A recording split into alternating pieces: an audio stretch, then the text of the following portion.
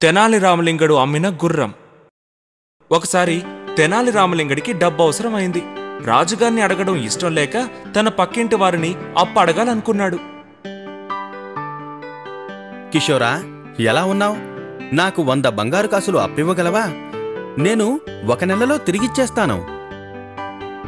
దానికేం భాగ్యం? నీకు లేకుండానా?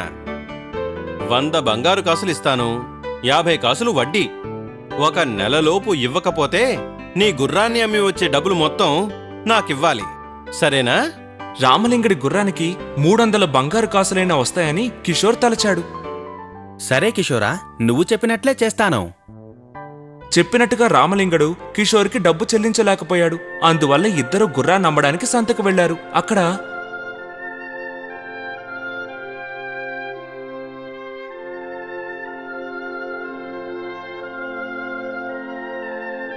మిత్రులారా, నా పిల్లిని 300 బంగారు కాసులిచ్చి కొంటే నా గుర్రాన్ని 1 బంగారు కాసుకు అమ్ముతాను. ఎవరికి కావాలి? ఇది వింత వ్యాపారంగా ఉన్నా ఒకడు గుర్రాన్ని పిల్లిని కొనుక్కుపోయాడు. ఇదిగో కిషోర్, నీకు చేరవలసిన 1 బంగారు కాసు. ఏమనుకుంటున్నావు నువ్వు? నీకు నేను 100 కాసులు ఇచ్చాను, 50 కాసులు వడ్డీ. అవేవీ ఇవ్వకుండా 1 కాసు మాత్రం ఇస్తున్నావు. నిజమే, కాని నువ్వేమన్నావు? గుర్రం ఏ ధరకు అమ్ముడవుతుందో ఆ డబ్బు కావాలని కదా చెప్పావు. నువ్వే చూసావు కదా, గుర్రాన్ని 1 బంగారు కాసుకు అమ్మాను. దాన్నే నీకిచ్చానయ్యా.